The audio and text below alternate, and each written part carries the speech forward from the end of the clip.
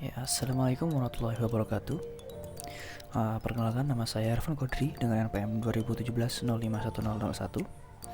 Ya, di sini saya akan menjelaskan sedikit mengenai komen untuk manajemen folder atau manajemen directory seperti itu. Ya, pada kali ini saya akan menggunakan Linux Ubuntu. Ya, untuk pertama-tama seperti biasa kita harus membuka terminal. Bisa dilakukan dengan cara mencari di sebelah sini atau menggunakan shortcut yaitu Ctrl Alt T. Ya.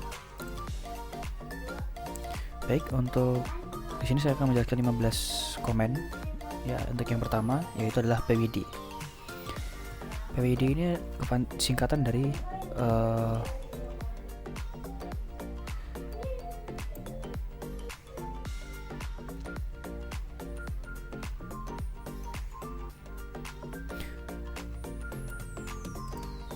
PWD ini singkatan dari Print Work Directory. Ya, atau berfungsi untuk menampilkan directory yang sedang bekerja atau yang sedang terbuka saat ini. Jika kita enter, maka yang muncul adalah seperti ini. Di sini kita dapat melihat bahwa saat ini sistem sedang membuka directory home dan Ervan Kodri seperti itu. Kemudian untuk yang kedua ada komen ls. ls ini adalah singkatan dari list, di mana fungsinya adalah menampilkan folder dan file yang ada pada directory yang sedang terbuka.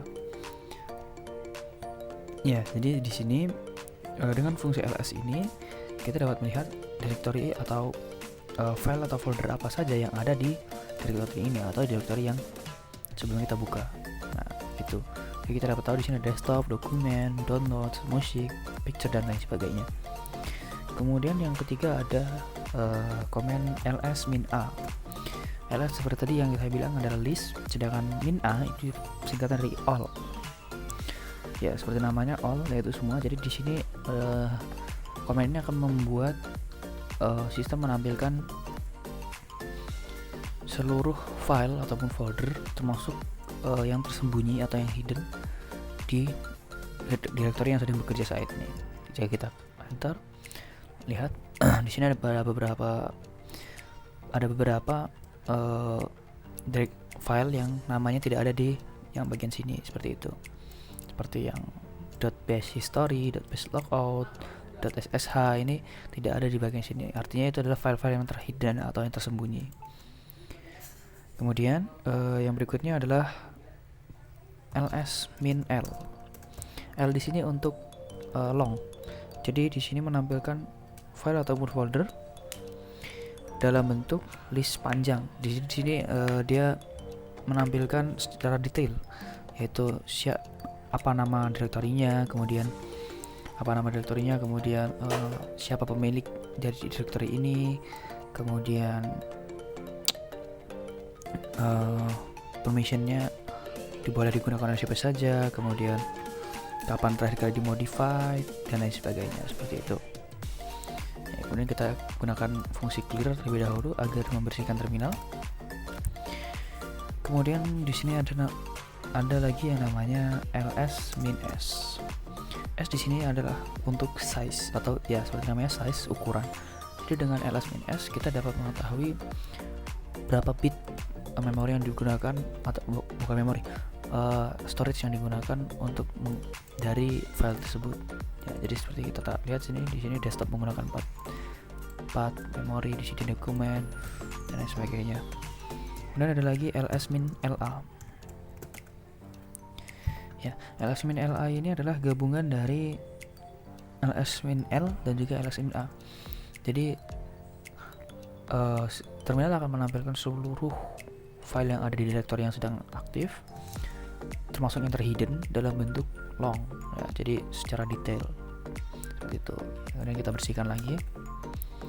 Kemudian ada yang namanya ls-s. ls-ls. Ini adalah gabungan dari ls-l dan juga ls-s. Ya, jadi di sini folder atau file yang ada yang ditampilkan akan ditampilkan secara detail ditambah dengan size-nya seperti itu. Ya, itu adalah untuk ls atau list. Jadi kita dapat melihat folder atau file apa saja yang ada dalam direktori yang aktif. Kemudian ada yang namanya cd. cd ini adalah singkatan dari choose directory. Jadi cd ini digunakan untuk memilih direktori apa yang akan kita gunakan. Caranya adalah pertama kita menggunakan ls untuk melihat ada folder atau file apa saja yang ada. Kemudian kita gunakan cd. Misalnya kita di sini akan menggunakan cd downloads.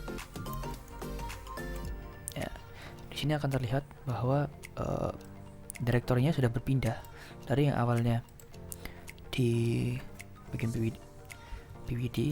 Nah, tadi hanya sampai r1 saja, sekarang pindah ke download seperti itu. Ya, kita klik lagi. Nah, kemudian cd ini ada beberapa versi lagi, yaitu ada yang pertama ada cd. Sebelum itu saya akan menampilkan perbedaannya. Kita gunakan pwd. Ini adalah direktori yang saat ini aktif, ya. Kita ada di download. Nah, yang pertama ada cd, kemudian tanda strip tapi yang bergelombang. Nah, ini berfungsi untuk mengembalikan direktori ke direktori home. Jadi jika kita enter, maka dia akan kembali ke direktori awal. Jadi kalau kita pwd, nah kita akan sudah kembali ke sini seperti itu. Kemudian ada lagi yang namanya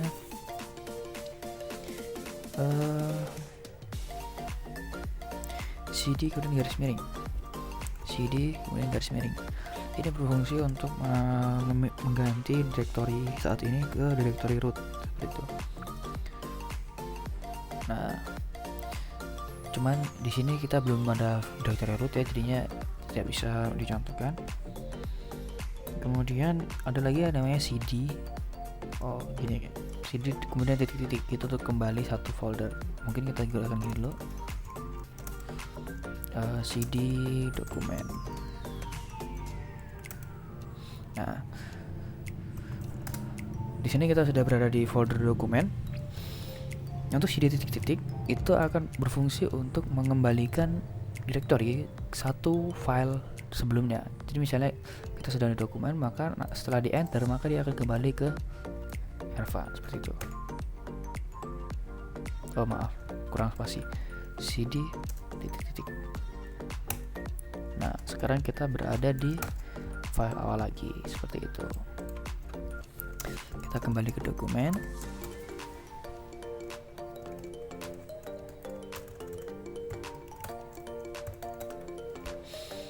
Ya, kemudian ada mkdir.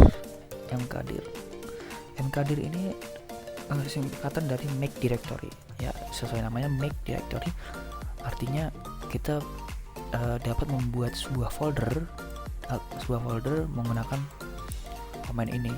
Nah, untuk membuatnya itu ada format tersendiri, yaitu mkdir, kemudian ada option, cuman tidak perlu dipakai, itu pilihan saja, dipakai boleh, tidak usah. Kemudian masukkan saja apa namanya, misalnya latihan.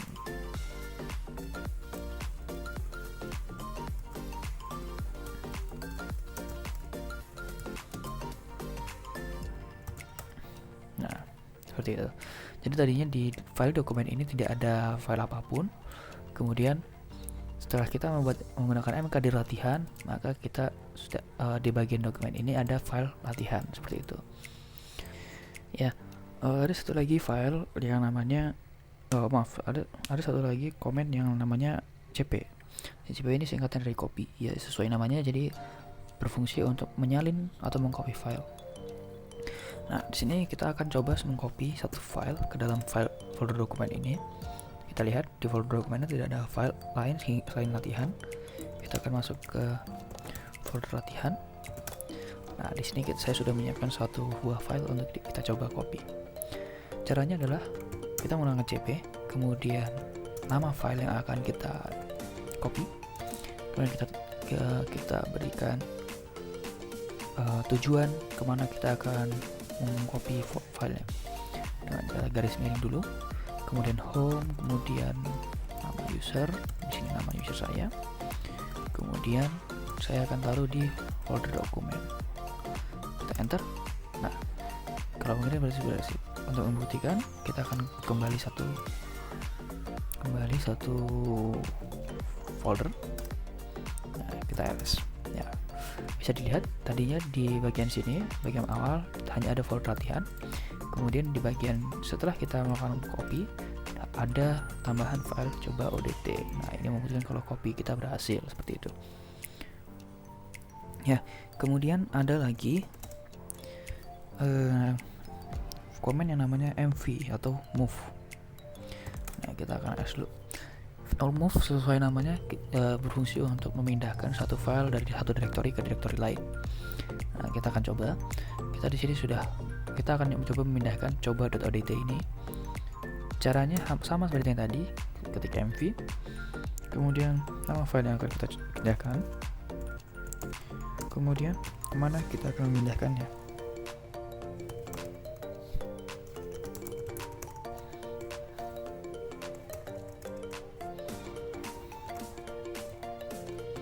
Saya akan coba pindahkan dia ke download.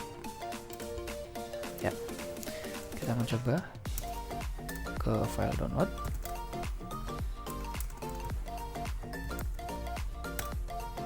Nah, kemudian kita sekarang filenya sudah terpindah ke file atau folder download seperti itu. Kemudian kita coba kembali untuk membuktikan apakah di file dokumen masih ada. Ya, di file dokumen sudah tidak ada, artinya filenya sudah dipindahkan ke file download seperti itu. Nah, kemudian ada satu yang terakhir, itu adalah rm atau singkatan dari remove, ya sesuai namanya, untuk menghapus satu file. Jadi akan coba menghapus file yang ada di dalam folder latihan. Nah, kita lihat ada satu file coba.odt.